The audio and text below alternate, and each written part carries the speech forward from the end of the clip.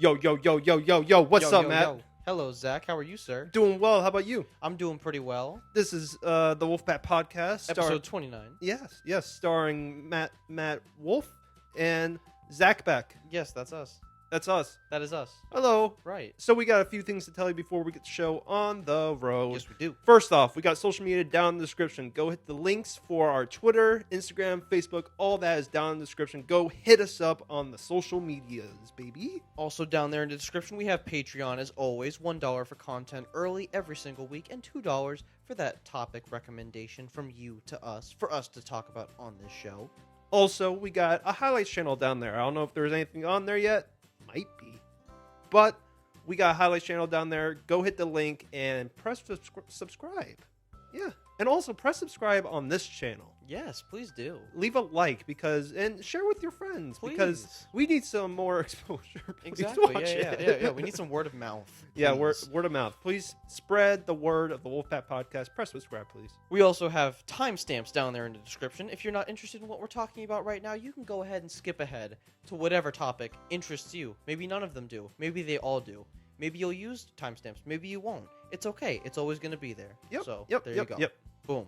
So, as always, we also have our not-so-new segment called the Wolfpack Movie Club Homework segment. This week, we are talking about Megamind, but next week, we are talking about The Dark Crystal. Yes, everyone, go out there and watch it this week. The cult 80s movie. It is on Netflix.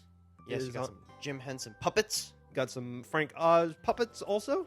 Yeah. So go watch it. Go check it out. We'll talk about it next week. We're going to talk about it next week.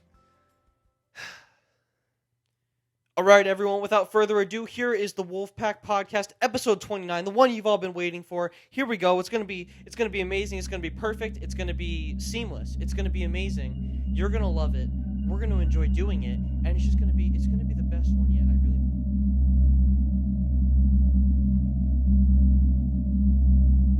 I don't know. I just think it's going to be the best. What do you think?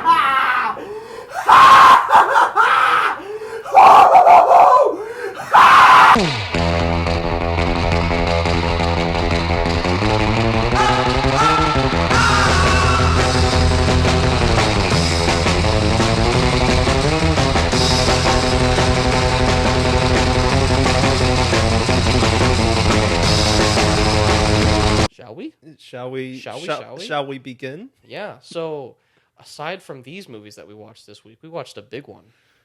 One that we talked about last week. Big in a couple different ways. Yeah, we had made predictions for this movie last week. Yeah. We watched Once Upon a Time in Hollywood, Quentin Tarantino's latest film. Yep. And first, let's just get it out of the way. What are our initial impressions? Just good, bad, amazing, wonderful. I am somewhere in the middle, leaning towards didn't enjoy. Okay. So I'm somewhere in the 5 to 6 range. Okay. Where it's I enjoyed parts of it, but I'm not totally into the movie. Mm-hmm. Now, I definitely we definitely agree on a lot of things with this movie, but I'd say in the end I probably enjoyed it a bit more. Yeah. When I was thinking about like scores, I'd probably give it something around like a 7.5. Yeah. I think it's more in that range where it's like this is a good movie. It just has flaws that keeps it from being great. Yeah, I'd agree with that. Where it's like it's a good movie. Like I think it's like really well made and everything. But it's Yeah. like on an enjoyment scale, I'd give it like a 5 to 6 range. Yeah.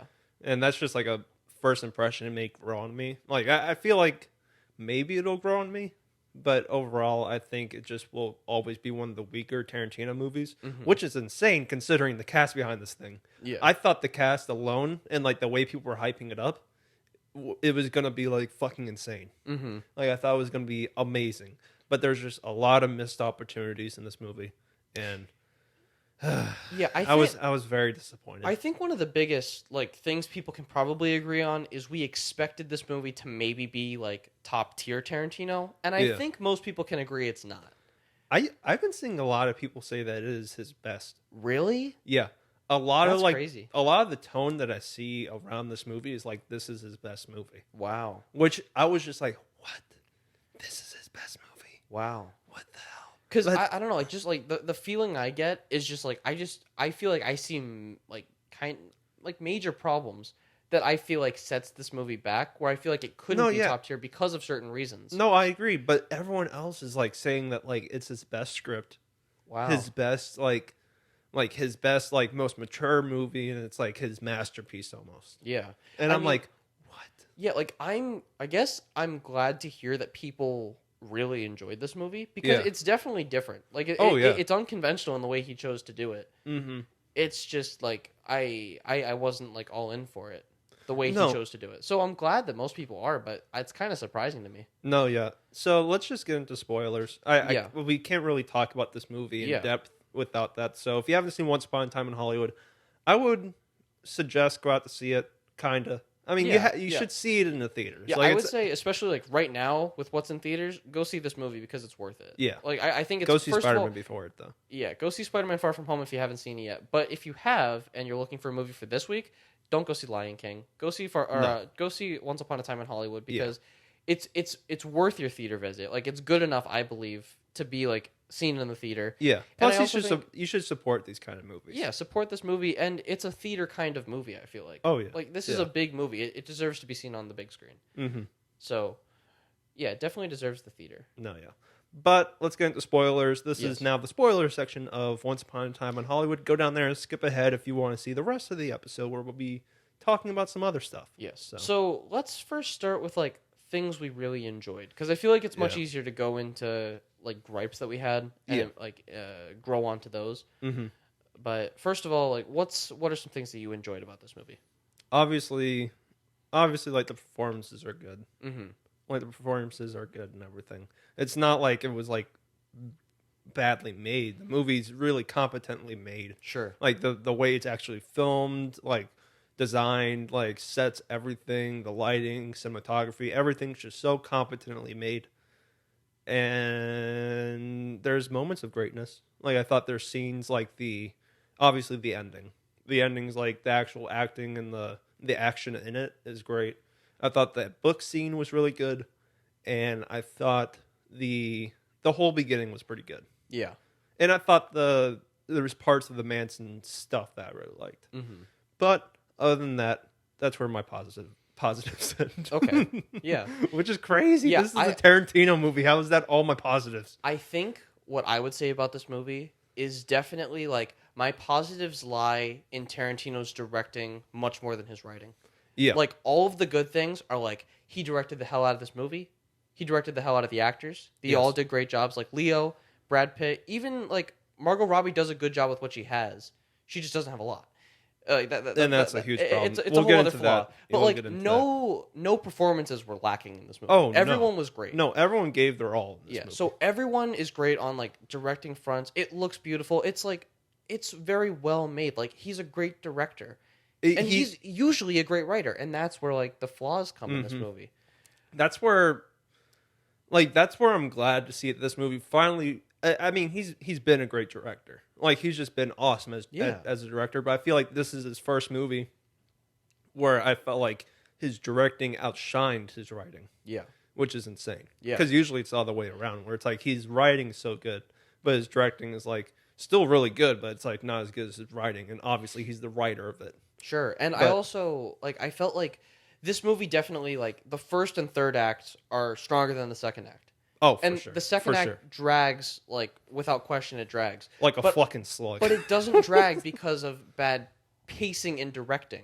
It drags because of bad pacing in the writing. God. Right? Like, it's because of, like, the choices and the directing story. also. I think a little bit. You think so? I think the way he decided to handle scenes, like the Western scenes and like the editing behind it and everything made it so slow. Yeah. And so lethargic. And just so boring. Like the middle, like, okay, so I guess we're in negatives now. The middle. Come on, dude. I get that you like old school Hollywood. I get all that and everything. Mm-hmm. And I get that, like, you want to pay tribute to Hollywood and do a different kind of tale and everything of, like, how to tell a story and all that kind of stuff. Do different stuff with it. But it was so boring. I don't know how long I don't know how much they actually devoted to the Leo Western scenes, but it felt like an hour. Yeah. It felt like a total hour of the movies devoted to Leo on a movie set doing nothing but his job. Yeah, that was one of, like, the, like, kind of like a big disappointment in the movie was that Leo on the Western set in general is a good thing. Like, it can produce some of the best moments in the movie. Yeah. But it's the amount of time you spend on that. Yeah. Like, just how much time you dedicate on screen to Leo doing the same thing a lot. Mm-hmm. No, I agree. Because he does the same thing over and over again. Mm-hmm. At a certain point, like, there's a point where it changes and it's like, so this is the movie. Mm-hmm. Or it's like, this is the majority of this movie is on this set. It's a good bit of that movie is on that set. Mm-hmm. And there's a certain point where you're just like, okay, I guess this is it. Yeah, just like because of the way, at least I don't remember exactly the order of events in this movie. Yeah. But the way it feels like he like structured the movie was like you got a lot of Leo doing the same Western stuff along with Margot Robbie doing her more like less interesting stuff in the movie. Jesus Christ. And it just felt like it felt that. like it's stacked there.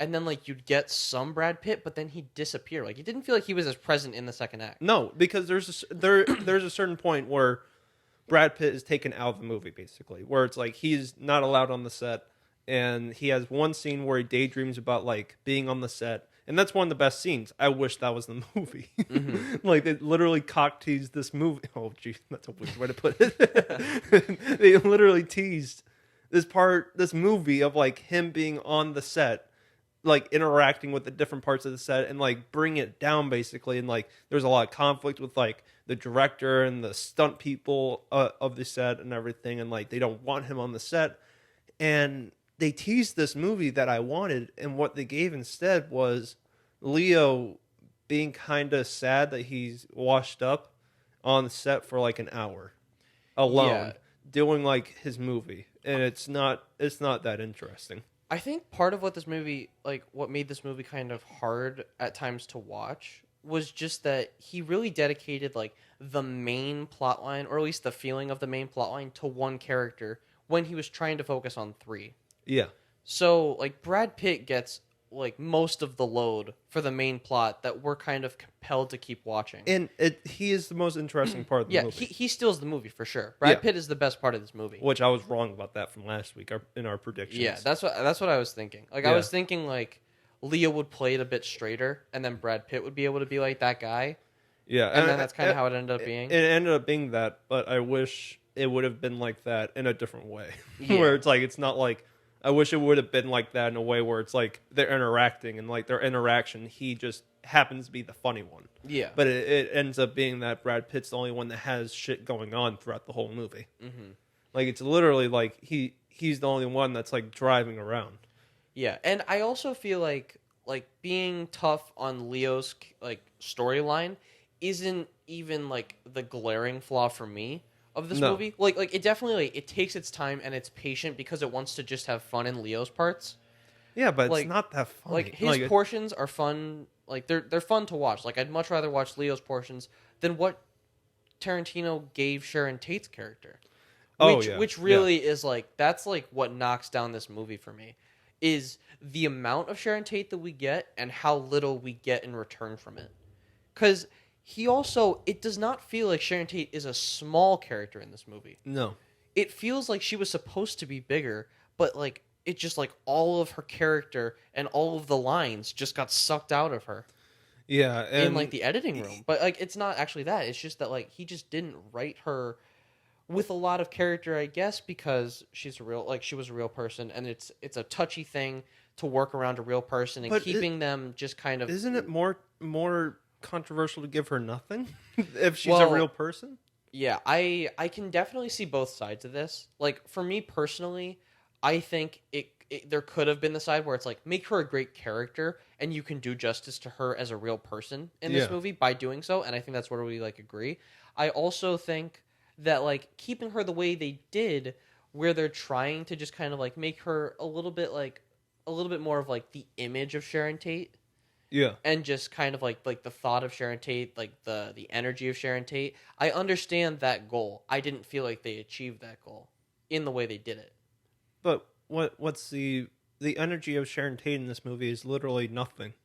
It's literally just kind of eye candy. Well, the thing is, I agree with you there. I think like a big goal for him maybe coming into this was just to like make Sharon Tate a happy, loving person, which I think you do get from this movie. Like Margot Robbie is very nice and she's very like smiley. I felt and like she's she was just happy. Empty. Like I felt like it was just empty to me, where it's like she was just nothing.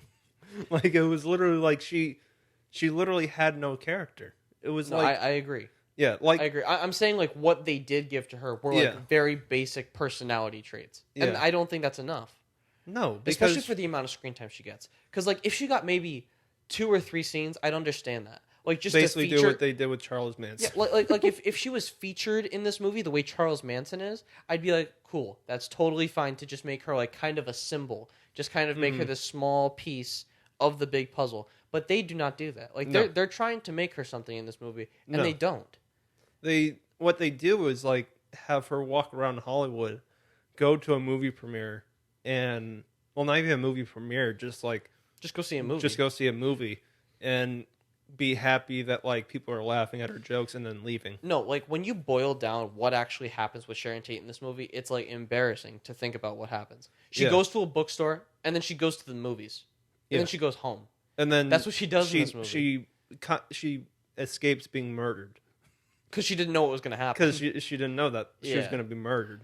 What happened was that they attacked Leo's house instead. Yeah. Which, that was such a missed opportunity.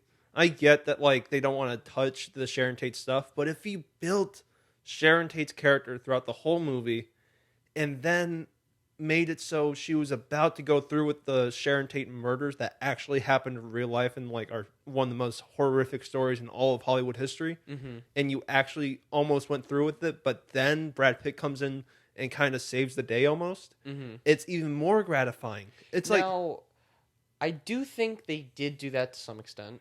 But not far enough. They definitely did do that. I thought they went far enough with that tension building to get to the point where it's like, okay, we don't want to get disrespectful here. Yeah. Because like going up that driveway to the Polanski house could have like gotten on the side of like, okay, this is just kind of just like let's not go down this road. Yeah, I guess. Kind of. One thing I felt was like we had mentioned this also, but I didn't really like the fact that Rick Dalton comes out and talks to the Manson family. Yeah. And like screams at them. I felt like they should have had the DeVille, like the car from earlier on that he took to the Manson family house, that Cliff Booth takes to the Brad Pitt. Yeah, that Brad Pitt takes to the house. That should be in the driveway, and then they see that the character they interacted with earlier on in the movie is at that house. Build the connections and build a set up payoff, because that's a big problem with this movie. Yeah. Is that there are a bunch of setups, a lot of setups to be a great movie, but they never pay off. Yeah, well, and the thing is like some of the setups pay off, and when it happens, it's wonderful. Some things are great. Like Yeah. like an easy setup payoff was like they set up the stuff with a dog. Yeah, And then the payoff with it's the like dog the best scene in the whole is movie. awesome. It's The awesome. payoff with the dog is awesome. Mm-hmm. But like they should have and set the up flamethrower. yeah, like the flamethrower was great, but then it felt like on just like a character level, they set up the car tire and like Yeah. it being popped. It felt like it could have paid off by like recognizing the car again. Yeah, but and it just felt like something like wasn't there. And then it was like their motive could have been different. no, yeah, and even like the dog and the flamethrower things are like great payoffs, but they're like easy payoffs. It's like that you should do that. Like that's just as a movie you should do that. But it felt like there was even more setups that they were doing throughout the whole movie. Yeah, that literally never got like mentioned again. Yeah. Where it's like you set up like the Manson family driving away at the very end. mm-hmm. It goes nowhere. It's just they drove away. Yeah, exactly. Like the girl backing out and driving off in the car. You think, okay, wait, is something gonna happen now? Yeah, because Is something gonna what happen? they And then could have it done ends. is that after that great scene where it's like he takes down the Manson family murders and everything, it's like it's all paid off, but there's like a sense of like eeriness to it where it's Yeah. like that was too easy. But Yeah. you think something's gonna happen, like that's way too easy, and now you're like Brad Pitt's gone, not able to save Rick Dalton. Mm-hmm. Is the Manson family going to come back and like Rick Dalton's actually going to have to carry his load? And that's like the big like character moment where it's like he's not able to rely on Brad Pitt anymore. He has to rely on his own wits and And everything. then what if he took out the rest of the family in like a bounty law style? Yeah. No, And that doesn't happen. You know what he happened? falls back on like his like guest role, like Yeah. all of those heel things, Mhm. like all of his bad performances, and he like brings it out to kill the rest of the Manson family. That Yeah. would have been cool. But you know what happens instead? It ends. It ends. Now, What the fuck?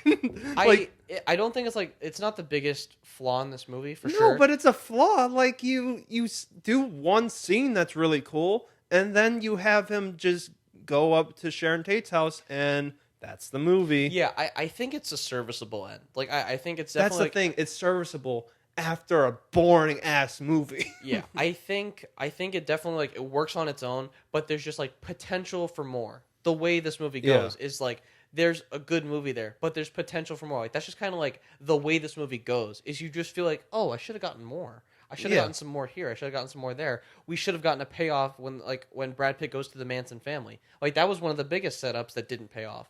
Yeah. Was all the tension building of what's happening here at Spawn Ranch. Yeah. And then nothing really happens. He just gets off scot-free.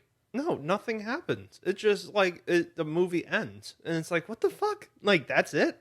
You don't have you have all these setups, and none of them get paid off, and that's something that Tarantino has always been good at. Yeah. And Always since Reservoir Dogs, he has been one of the best movie writers out there because he knows how to set up great initial like things in his movies that pay off at the very end. Because think in Reservoir Dogs, you have all the stuff with like the radio and everything, and that comes back in one of the best scenes when he like chops off the ear. Or you have the setup of like the camaraderie between the characters and everything, and then it comes to the end where it's like a Mexican standoff between them all. A great setup payoffs in that movie. Pulp Fiction, just like the bad motherfucker wallet coming back at the very end. Just different things that are like little details throughout his movies come back around at the end to make a great movie. But this one felt like it was just setups without any payoffs, and it just left you cold. Yeah, this one, it definitely, like, I don't know if this was, like, just a feeling that, like, we had maybe coming up, but I definitely had this, where just coming out of the movie, I felt like, I was like, oh, yes, I'm so happy that we just got what we got in the third act, like, I was so happy for the stuff that we did get, Yeah. but I just had, like, just this sense of, like, not being fulfilled. No. Like just that feeling of, like, not everything really came together, like, it feels like you're on, like, a cliffhanger. Yeah. But just because, like, you didn't get, like, everything closed off. I don't know if it was intended. I don't think it was intended for him to have some kind of lack of closure at the end of this movie, because that's just kind of how it feels. You can do a lack of closure without having literally your entire movie feel pointless. Yeah. And I don't know, like, I don't think this movie is pointless, and I think I think 2/3 of this movie are really good. And then there's like a third of the movie that falls flat, and then there's like one main character that falls flat. So that's like what drops it down for me is like a big portion of the movie or a third of the movie I didn't really enjoy thoroughly, and then a character I didn't enjoy thoroughly, and those are big hits to the movie. Yeah. But other than that, like, it is surrounded by a good movie, just with potential to be better, and that's just kind of how this movie feels. It's just like there's just If he did one or could two just be better. rewrites, Yeah, it definitely felt like a movie where it's like, okay, like it was close, but it needed a little bit more of just like close Connecting these two, it. connect these two things, and like just do that. Like, I don't know, it's easier said than done, but like just like But we figured it out at the very, like, when we were talking about the movie after we saw it, like an hour after we saw it. well, and I think that's also like a testament to like how good the movie is by itself, where it's like, okay, it sets up what it could be, Yeah. but then like the biggest shame of the movie Is that it doesn't pay wait a off. second, how did you not connect those things then? Yeah. Because it's like it just feels like Tarantino threw Once Upon a Time in Hollywood out, and it's like a mostly done Lego set. But then there's like a few pieces on the floor, but he's like, no, it doesn't really matter. Yeah. But then it you're felt like, rushed. wait a second, just finish it. Yeah. And that's kind of how this movie felt, where it's like, oh, but just finish it. Yeah, because it Or felt just rushed. just tighten it down. Like, don't make the second act so damn long, or make it more interesting. So That fucking that long. kind of thing. The movie's almost 3 hours long, and it doesn't need to be. Like, he No. could have tightened this movie up, and the it would thing have is, been better. it's not even almost 3 hours. It's only 2.5 hours. Yeah. Oh, I think it's 2:45. No, it's 2.5. Really? It's 2.5, and it feels like 3. It definitely feels really long. I think even like if that is your goal with Sharon Tate, make her even smaller. Yeah. Like if your goal is to just make her like a symbol, cut out a movie theater scene then. Like cut out part of those. Like cut out some 'Cause of that because it's very repetitive. You could have done the symbol of like her being like the pure Hollywood like stereotype by just having her in one scene. That one scene where like she's going up with Roman Polanski to their house and everything, and like they're awestruck by her. Yeah. That's all you needed if that's your goal. Yeah. Literally, all you needed of her being the pure Hollywood stereotype symbol is just one scene where they're in awe of her, and like that's always like in the back of their mind is like Sharon Tate is next door. Yeah. That's it. I definitely understand. Like, I think it's an appropriate amount of time for Sharon Tate to be in this movie. It's one of those things where If she's a character, but she wasn't a character. because it could go like multiple ways. Where it's like, okay, either just shorten her if you want her to just be something small like this, or you could give her more character and let it actually fill out the screen time that you gave to Margot Robbie, which she deserves also. Yeah. Like, she just deserved a better character. Like, you gave her this much screen time, she deserves a better character. Yeah. Don't make it any smaller, just make it better. So, yeah, I kind of go back on what I was saying. I think it should just be better. No, just Like, be better. she should have just been more round. Like, those criticisms that people say, or like that like they heard at Cannes, like when when they premiered the movie and everyone's like, why is Margot Robbie so small in this movie? It's like, that's true. No, it's really true. She deserved more. Sharon Tate deserves more. Like, it was just kind of a misstep. No, It felt like And it felt like a fear of like stepping on toes. yeah, and maybe that's because they wanted the Oscars, which it feels like this movie really wants the Oscars. It's Yeah. like it's his most Oscar baity movie out there. Mm-hmm. Like there is no way making this movie he did not think about Oscars and like legacy type of thing. Yeah. Like because this movie it checks all the boxes for a big Oscar movie. Mm-hmm. Two really big white guys. The thing is, They- I wish this could have been a movie where like Margot Robbie was like the Sam Rockwell of this year, Yeah. where it's like, oh, not a lot of screen time, but damn, you really like stole that role. Mm-hmm. But she didn't. No, she didn't steal the role, and it's not her fault. No, it's not her fault because there's no role. Yeah, like that could have been a thing this year where it's like, oh my god, like look at all these nominations for Once Upon a Time in Hollywood because everyone was equally amazing. Like Leo and Brad Pitt both deserve recognition for this movie. Yeah. I think Brad Pitt steals the show, but either way, And he'll probably he might win an Oscar. yeah, he could potentially win an Oscar for what, like Best Supporting. Yeah. Yeah. He could win an He Oscar. could definitely, and And I would be so happy with that because it's like we said at the beginning. It's like it's not a flaw with acting. Mm-hmm. It's just a flaw with character, and he just happened to give Leo and Brad Pitt much better character than Sharon Tate. Yeah. But back to what I was saying about the Oscars. Yeah. They literally all check the boxes. Movie about Hollywood. Two really big white actors that are just amazing. Mm-hmm. What you call it? A famous like director that's been around for like ages who hasn't really had his Oscar due. Mm-hmm. Like, he has won an Oscar, but it feels kind of like he's not getting his Oscar due. Yeah. Like, whenever he wins, it's like, wow, but this one feels like, I want my Oscar. Yeah. And it's about real events, but it's not. And it's just, I don't know. Mm-hmm. It feels like an Oscar movie, and it feels like he didn't go far enough because he didn't want to piss off people. Yeah, I definitely, I think I agree with you, like, somewhat. Like, I wouldn't think of that as anything bad if the movie was better. Like, if the movie that's was not what I'm just- saying. I don't think it's, like, bad that he went for the Oscar. Okay. It's just, I felt like it came to a fault with the movie. Like, Okay, I think yeah, it I came agree at with a you there. fault with the movie. Where it's like, it's cool that he wants his Oscar. I don't blame him. I want money, too. But, and I want recognition and everything. I get why he wants the Oscar. Yeah. But it came at the fault of the movie. Like, I felt like his story didn't come wrapped around because he didn't want to do some stuff. Yeah, I would love to see Once Upon a Time in Hollywood if he made it in 2011 when he made Inglourious Basterds or whatever. Yeah. Like, that would be such a cool time to see that movie when it was, like, a turning point for him. And, like, when he was still so ballsy. Like, not that he's lost ballsiness, but just, like, this movie definitely feels like he had pressure not to do some things. Yeah. Like, it felt like if he actually had full reign, he would have done more with Sharon Tate. Mm-hmm. Or maybe he would have ventured into what we were talking about with the end, where it's, like, kind of including the Mansons more. It makes me But- it makes me wonder if there was some meddling with it. I don't know. It makes me wonder. Or maybe that's just Tarantino's taste now, like, because I don't know, like, I think we're also, like, we're comparing Tarantino to Tarantino from 8 years ago, which I guess is probably just a different guy, maybe. Yeah. He's also, like, I don't know, he's married now. I think he might just be changing as a person. Wait, he's married? Yeah, he has a wife Good now. for him. Yeah. Good for him. So, I don't know, like, this could be a thing where it's just, like, we're just kind of seeing, like, the creator that we knew kind of just change. Well, And another thing is maybe that that's the case. he is so worried about getting old. This is how you get old. Yeah.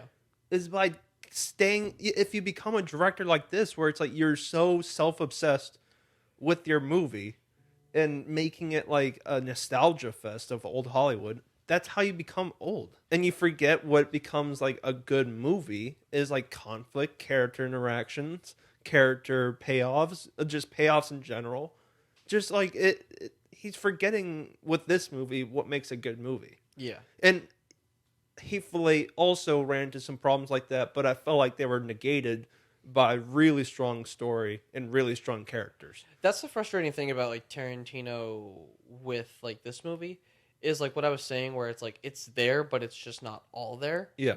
Is like, Tarantino hasn't just changed, like, it's still there. You got that last scene. Django was like 6 years ago. Everyone saw that last scene in this movie, like, Mhm. that the dog scene and just the whole entire action scene there, like, that is still Tarantino. Yeah. And also like the scenes of like the book scene with the little girl. Yeah, like, there is still, like, there is Tarantino stuff. It just doesn't feel like he, like, fully was able to, like, bring it because maybe pressure, maybe he's just changing, maybe whatever. Maybe he just wanted to make something different and try being slower and try being a little bit more indulgent with himself and do what he wanted. Because there's a fucking scene after the whole Hollywood, like after the whole like movie scene, where like Tarantino's shooting, not Tarantino, Leo's shooting the movie and everything, where they literally just watch FBI with starring Leo. Yeah. Yeah, it's for like 5 minutes. Yeah. Like it's. I think also, like, these things aren't actually as long as we think they are, but they felt- definitely feel that long. They felt so long I in the agree with theater. you. And I just don't know. I don't Like- understand what he thought was going to be fun about it. What Well, was? I do think, like, that stuff is fun. Like, I think it's fun, like, hearing Leo and Brad Pitt, like, do voiceover over, like, fun stuff. It's just, like, the amount of it. Like, it just Yeah. felt like he could have, like, cut out some skits Yeah. to make this movie more, more digestible. Because Because it definitely is, like, it's, like, hard to watch at moments. Not Yeah. entirely, but, like, it is a bit of an endeavor to get through this movie because of how he structured it. Yeah. And also, like, the beginning, it's not a problem with the ideas of having scenes where they're filming fake movies. Because the beginning, obviously, when they're introducing Leo and everything, those scenes are great when he has, like, the fake movie scenes interspliced in there for, like, a minute or two. But having a whole second act where it's, like, he's just on a film set filming a fake movie with, like, a basic thing of, like, a payoff of, like, he acts well in a scene. Mm-hmm. That's literally all it leads to, is like his character feeling fulfilled in that. Yeah, it definitely. I don't know. Like I don't really know. Like if I find it is hard. I guess like just for how much time they dedicate to that, for that to be like the only thing that you get from it. But you can't really get much more, at least on a character level, than like what Rick Dalton wants. But then why did you devote all this time to it? Like, yeah, I think it's just Quentin Tarantino being like, screw you. This is what I wanted. this is what I wanted, a boring second act. Yeah, and I think it's just like, I don't think it's boring to him because he's just like, well, yeah, but this is exactly what I wanted. So to that, I give him credit for like just doing whatever the hell he wanted. It just feels like for me, being like just a viewer of his movie, I'm like, man, for me, I wish you would cut some stuff out because I didn't think all of it was necessary. Yeah. Especially like with multiple aspects of this movie. There are things that just aren't necessary. It just is Tarantino being able to say, look, I'm Tarantino, I'm going to do this. And I'm like, cool. That's cool. Like you do. I'm just not going to like it. Yeah, like you do what you want to do, man. Like you've earned it. You've totally earned this right to do whatever you want. Like it's totally cool. This is the movie you wanted to make. But it, like, to me, when I watch this movie and when I look at the rest of his filmography, it feels like a step backwards because I've just seen him do things so much better in the past that, like, when I watch this movie, I can't help but be disappointed because you've shown me something. Like, you've shown me something better, so why would I settle for something less? Even if that's what you want, you know? Yep. I agree. So that's just kind of the feeling I get from that. Well, but that's Once Upon a Time in Hollywood. Disappointing. Very disappointing. Yeah, definitely disappointing, but still a good movie, I'd say. That's how I feel about it. Yeah, kind of. I think definitely still a good movie. Like I think 2/3 of this movie are good. It's definitely worth a theater. Just some disappointing stuff. Yeah, I think it's just my disappointment overshadows the good stuff in it because it's like, you could make something so much better out of this. I feel feel much better. I feel like on a different level, this is almost like our Toy Story 4 discussion. Yeah. Which did that not end up? No, that didn't end up because we lost that. So that's kind of how our Toy Story 4 thing was, where it's just like it just wasn't what you wanted. No. So then it's like on a level of just like you didn't get what you wanted. Toy Story 4 ended up being just I didn't want the whole thing. Yeah, I know what you're saying, but just like that, like in this movie, you kind of had like an expectation of like what you wanted from the movie. Yeah, and it wasn't exactly what you wanted. I'm fine with things not being what I want as long as it's better. As long as it's better. Like I know what you're saying. Where it's like I'm cool with being surprised. It's not like I need my movies to be exactly what I envisioned in my mind. Yeah. Obviously, because it's like a lot of movies I wouldn't like then. Like because a lot of movies that I watch aren't like that. Like are those kind of movies that change what you thought it was going to be. And obviously, I thought Last Jedi wasn't the shit show that everyone else thought. Yeah, like that's the biggest things where it's like exactly the opposite of what you thought it was going to be. But I didn't think it was like the giantest shit show out there. So it's not like I want it to be a certain way, and that's why I don't like it. It's just that it wasn't what I thought it was going to be, but it wasn't as good. It was like worse than what I thought it was going to be. I know what you're saying. Like it was like not what I wanted, and not exactly what it not as good as I thought it was going to be. Yeah. So yeah, I understand. Yeah. Like if there's just certain things where it's like, well, if Brad Pitt was on the set with Leo, it would literally be a better movie to me. Yeah, definitely like having them all separated was definitely a choice, like a conscious decision to have them all have their own separate arcs going. Yeah. Which I get that. And I think you could make a better movie with just that decision too. Like to have them all on their separate arcs. But definitely, it feels like you're missing something with them not interacting. Because you have these two great people. And I guess because you get scenes like FBI where they get to interact with each other, it's like, okay, cool. Yeah. But the thing is that they have no interactions throughout the whole movie. And they didn't replace it with something that was like as satisfying. Like they just kind of cut out something you wanted and didn't give you something you thought was better. Yeah. So I don't know. That's just kind of the theme of Once Upon a Time in Hollywood. Disappointment. Yeah. Disappointment. Definitely some disappointment, but overall worth seeing in the theater. Oh yeah. Definitely. And I agree with that. And I think there's also like this movie is very different for everyone watching it. Yeah. So like because there's some people that love it. Yeah. Like some people thought it's like his best movie. So maybe other people. So you got to figure out how you stand on this movie because it's definitely like it's a very individual kind of experience where you're just going in and you have to see how you feel about it. which is a cool thing that Tarantino did this time, where it's like some people are just like they're in for it, some people aren't. Yeah. I feel like it almost comes down to like the way we feel about like older directors, because I've heard where people just say like this was not like a movie made in 2019, or like it feels like a different kind of movie, and those different kind of movies I typically don't always love. No, so like that's the thing is like those like the Hitchcocks, stuff like that, like some of those movies that just like do feel a little long and a little indulgent, stuff like that. And that's kind of how this feels and boring at points. Yeah, but then like the parts that are still Tarantino, what we came to the theater for, that stuff still delivers just as much. So yeah, it's just what you want coming out of the movie. Yep. And it's how you feel. So Once Upon a Time in Hollywood, a little disappointing. But yeah, still worth seeing. That's Once Upon a Time in Hollywood. So yeah, that's Once Upon a Time in Hollywood. Now onto a movie. That I think we can both say we enjoy. Yeah. At least I know I enjoy. Yeah. I love this movie. It's pretty good. So last week on Wolfpack Movie Club Homework, we told you guys to watch Megamind, and now here we are this week to discuss it. So buckle up, guys. Both of us are here to discuss it. Yes, this week. yes. Both of us. Both of us are here to discuss it this week. So we watched Megamind, which, by the way, has a cast that incredible cast. Amazing cast. Incredible cast. One would say too good for this movie, but this movie is too good for this movie. So that's the theme of this movie, is that I think it's simply, too good for simply its own incredible. Like, I think Brad Pitt, you would never expect Brad Pitt to be in this movie. No. Why is Brad Pitt in this movie? Brad Pitt's just great. He's great.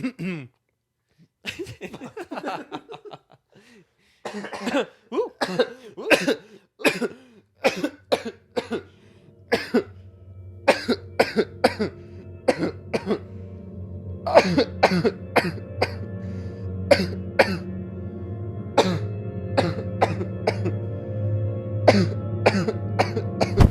Yes. We did watch Megamind, right? And it was it was totally.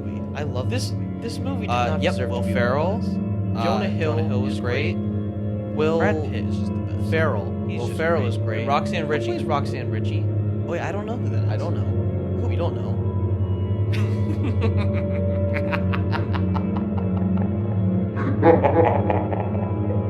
So Matthew, we got one more segment of this show called "How Have You Been Doing Lately?" Yes. So, Matthew, how have you been doing lately?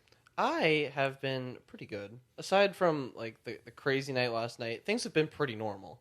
Yeah. That was like one of the most eventful things in a bit for me, where I was like, wow, like I didn't think I'd be out here at 3-4 o'clock in the morning dealing with this. Mm-hmm. So aside from that, not too much. I said last week I'm back on social media. I've been still kind of taking all that in. I've been enjoying just kind of looking and seeing new things again. And social media has been cool. I found an interesting trend on TikTok. What's that? There is so on TikTok you have like different sounds. Like there are different like trends that people can use that same sound. Uh-huh. So it's like someone else's voice and you can voice over or whatever. There's this sound called the famous relative check. So it's these young kids. What? All kinds of different accounts say famous relative check, and then they show a picture of a celebrity, and then they show pictures of them with the celebrities.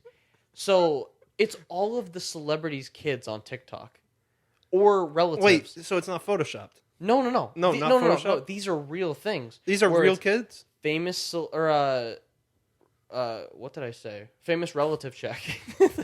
So you have like kids, like Matt Lauer's daughter made one. Oh shit! You have Cameron Diaz's daughter that made one. Matt Lauer. Yeah, Matt Lauer. Yeah, I know. When I saw that, I was like, "You sure you want to put that out there?" I don't know about that. But Cameron Diaz's daughter. You've got like Danny DeVito's niece. Damn. Different things like that, and it's just he crazy. has a niece. Yes. Danny DeVito has had sex before. Or actually, it was a weird relative check where I was like that's not how it works. Huh? God, that didn't come out right. No, okay, I don't think it was actually a niece. It was a really odd one. It was like, this is like my brother's his godson. It was like a weird connection. But they they go to Thanksgiving at his house. Okay, then that means that they're family. Yeah, so it's really cool to see like just these kids that are on TikTok, and they're like, look, I'm actually like Do the they son ever or daughter. Do they actually meme up their celebrities in real life and like meme them up online and just make fun of them? No, they're all just like they're kind of flexing, like because these are also like these are just normal like kids, Uh-huh. but then they get like, But like they get all the TikTok. they have views. so much power. They could like get Dan DeVito like shitting. Yeah, And they could get so many memes out of that. And they can make so much money out of that. Yeah. So why don't they do it? because she's not invited to Thanksgiving anymore. I don't know, Oh, okay. but it's just an interesting thing to see like that celebrities have kids, Have needs? like just have like normal kids. Mm-hmm. Just to see that like all these like just like people are just, I don't know, these celebrities are just people and their kids are really just normal kids Yeah. that are all on TikTok and they're all just doing their normal thing. So I don't know, that was just like that was it's a fun trend to go look on, because you just see these normal looking kids and then they're like, oh yeah, like I'm a famous football player's niece or sister or whatever. Odell Beckham Jr.? I think it was Gronk. Is it Odell Beckham Jr. Jr.? Knee slappers today, baby. It's just an interesting trend where like you watch it and you're like, wow, this is an interesting side of just people, just to see like, oh cool, like just family of celebrities It's almost are like just normal. It's almost like these celebrities are like real people. Yeah, which Shit's crazy. they are, but they aren't. They aren't. But this aren't. makes them But- real people, because you just see them in family photos and you're like, oh what? Like you're Taylor Swift's brother? Oh okay, this is interesting. So I don't know. I watched TikTok. like a lot. TikTok seems like kind of like a pit of hell. It is in some ways. It definitely is in some ways. Yeah. In other ways, I think it's like a fun sort. It's today's Vine. Like Yeah. it's just today's Vine. So it's fun. Like the Yeah. same appeal that Vine had, I think this has. Mm-hmm. I go on there. Are there sometimes, are there any TikTok stars now? Mm-hmm. Like who? There's this guy named, I think it's like TikTok Baddie or something. And he's like, yo, what up, guys? It's Young Metronome here. So so my parents disappeared last night, and I think they just got caught up in the rapture. And so now I'm left here all alone. Kind of scared. I don't know. But they're like, there are some actually funny people on TikTok. So it's not... Wait. His parents got taken by God? You're just making a joke. Oh. Just making goofs. Okay. TikTok's is full of lies. Oh, okay. But yeah, there are some funny people in there. So I don't know. TikTok is definitely like, it's a lot of like young kids doing like trendy dance moves and stuff. Like doing like get down. Like it's a lot of that kind of stuff. Mm. But then you also have like, Is there a lot of like sexualizing kids on there? no. I hope not. No, I don't. It's not like I think YouTube's worse for that kind of stuff. Yeah. At least I don't think like TikTok. It's mainly it's like an influx of just kids. Like it's Okay. a lot of just kids. So it's with like kids. looking inside a kid's mind, basically. Yeah, it's kind of cool to like go on there and just see like, oh wow, so like this is what's big, or I don't know, like it's just like people. Do you ever like, get sad by it? lip syncing? Sometimes I wish I felt more appropriate being on there, like like being like, oh man, I wish I was like 13, so I could fit in more. But no, I mean there are like I also follow this guy who's like 70 who lives in Arkansas or something, Uh-huh. and he's just like this farmer. His name on there is Alpha Spuds, and he's just like, "Hey guys, I'm happy that I'm TikTok famous. Thank you guys for watching all the time." Is that all he says? Is it just like repeats of him saying, No, I'm happy, I'm TikTok famous? It's a lot of Did like he wish that he, into like- existence? it's just like him talking about like, yeah, so like I did the field today, and like shouting out like his actual like real life family. Like he's like, this is for Mike. It's really cute. And then there's this other girl I follow who's like really into just making like kind of like horror TikToks. So she has this pet named Cracker, and it's this ghost face that lives in her closet. What? No, like it's really fun. What? Like some people just have like these little like they're like little worlds that you come back to. Uh-huh. So this girl just like she likes being like weird and funny and just kind of like one of those edge girls. So she just like she puts on an Australian accent when she wants to talk about her pet Cracker, And then she's like, Wait, look, she look. doesn't have an Australian No, accent? no, she's normal. Like she's just this normal girl. But then What she the puts on an hell? accent for Cracker, and then Cracker's in my closet. You guys need to stop saying that he's not my real pet. It's so funny. Like What the it's hell? genius. This is it's just like genius. it's like Is it like kids- 6-second long things? No, they can be 15 to 60. Like it can be as long as you Oh. want. Okay. So some things, and also like We're something. slowly getting our attention spans back. Yeah, some things are Slowly also but like surely. cool life hacks, or it's like people tricking people. Uh-huh. There's a lot of that stuff which kind of sucks. It's like some people will like sing at 2 times speed, and they're like, "Hey, share this on Snapchat so you can listen to it at half-time speed and be normal speed." You know?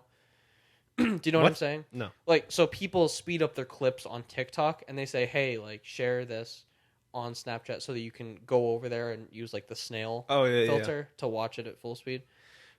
That's like a stupid thing. Like there are some stupid trends, but then you find some gems. You find some people that are like actually funny, Yeah. and you're like, "This is cool. This is cool." So there are like, it's not all bad. It's That's not good. all bad rap. So sometimes I like going on TikTok and I like watching the funny people.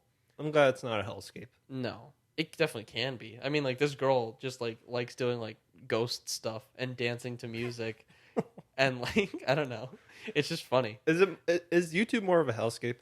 Where it's like YouTube's more organized. Like TikTok is still just like the Wild West. It's a lot of people just doing the same stuff. Like that's the big thing of TikTok is it's a lot of like young kids wanting to do what other kids are doing. Mm-hmm. So you have a lot of like copying, where it's like, Yeah. oh, this is the trend now. Mm-hmm. So everyone just does the same stuff. So it's like YouTube, in that like a lot of people do like, Yeah. oh, look at my unboxing video, but it's everyone doing the same dance move, or it's everyone singing "Shallow." Everyone sings "Shallow" at 2 times speed.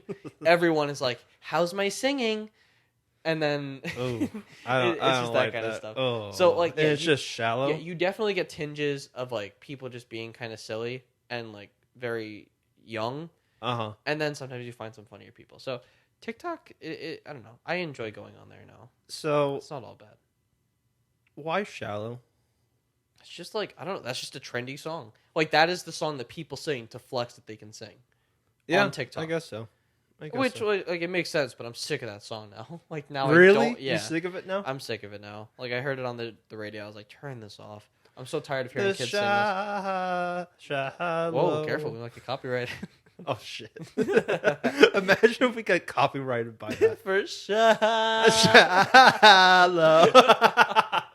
We get copyrighted by me literally dying. Hi, Colin. What? He's singing. What? But So- yeah, I guess yeah. Yeah, That's I'm cool. just like I watched some TikToks, so that's what I've been doing lately.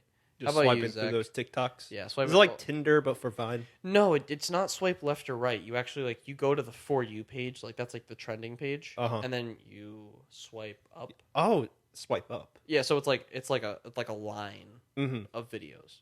Gotcha. So yeah, you just like you swipe up, find some fun It's stuff. like a wheel of entertainment. Yeah. It's just like What's it up just- next? It just finds great stuff. What's up next? But yeah, I've been good also. Yeah, I've been good also. watching your Red Letter Media. Red Letter Media, Yeah, baby. those guys are good. That's my shit right now. I Oh, really yeah. like Red Letter Media. I love that they get like millions of views per video. Mm-hmm. And it's like long videos. They're like hours long. Yeah, I couldn't get through one of them. It was like one of the where they watch like 3 movies. Yeah. They watch those VHS movies. Yeah. They're long as fuck. So the fact that they get like 1.3 to like 9 million views per video, Yeah, that's super impressive. that's insane. And they got like sets, and also their humor is super weird. Mm-hmm. So I don't know, it's cool. They're I like cool them. niche fellas. They're cool things, and also they aren't like plagued by like a producer or anything like that. They're just They're kind just of them. they're just doing their thing. Like Mhm. literally, they set their studio on fire once for a video. That's so great. yeah, they're good. But yeah, I've just been watching them. Watched the thing that we're gonna watch next week, Dark Crystal. Yes. So everyone needs to go watch Dark Crystal, the Yes. Jim Henson movie. It's puppets. It's scary. It's Mhm. creepy. It should be good. Hopefully, you've seen half of it. I haven't seen. I got any of it. nightmares from it. Yeah. So hopefully it gives you nightmares. If it gives you nightmares, let us know. Yeah, And leave maybe it down in the comments. in the comment section below. Let us know. I'll leave you the login for the YouTube channel so Yeah. you can put it down in the description. I left the keys under the floor, Matt. Go ahead in there. Do people actually leave keys under floor mats now? I don't think so. There's no way. I mean, some people probably do. But I don't think it's wise. But they're not here anymore. I don't think it's wise. Yeah, because everyone's been broken into it. Everyone knows that the home's keys been are under the invaded. doormats. Yeah. Gosh. Yeah. But I think that's the episode of the Wolfpack That is podcast. the episode. Thanks, So- guys, for watching. Episode Yes. 29. Once Upon a Time in Hollywood. Megamind. Which one do you want to go see?